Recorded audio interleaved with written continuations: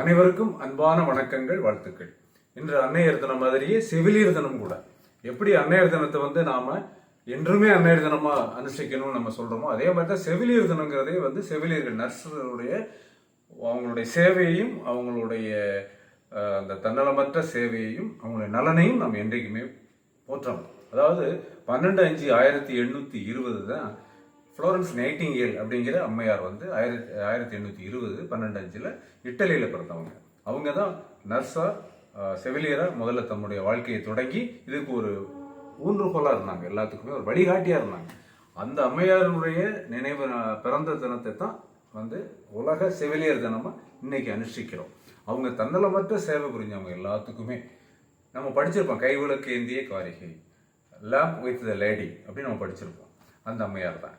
அவங்க சேவை புரிந்ததை படித்து பார்த்தோம் அப்படின்னோம்னா, அவ்வளவு தூரம் தன்னோட இன்வால்மெண்ட்டோட ஒவ்வொரு நோயாளியையும், லட்சக்கணக்கான நோயாளிகளை அவங்க பாதுகாத்து அன்னையாக இருந்து அவங்க காப்பாற்றிருக்காங்க, அவங்களுக்கு சேவை புரிஞ்சிருக்கிறாங்க.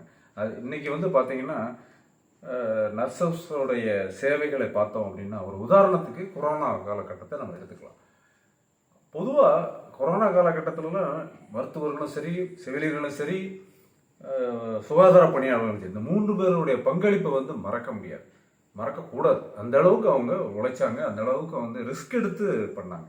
அப்போ அதில் செவிலியரோட சேவையை எடுத்துக்கிட்டிங்கன்னா, ஒவ்வொரு நோயாளியையும் கொரோனாவாக இருந்தால் கூட அவங்க மாஸ்க் போட்டிருந்தா கூட அவங்க போய் அவங்க தொட்டு அவங்க சரி பண்ணி அவங்களுக்கு ஊசி போட்டு அவங்களுக்கு மருந்து கொடுத்து அவங்க சரி பண்ணதில் அவங்களுடைய சேவையை எல்லாருமே நம்ம அன்னைக்கே பாராட்டணும், எல்லாருமே பாராட்டணும், எல்லாருமே அவங்களுக்கு வாழ்த்து தெரிவிச்சிருக்கிறோம்.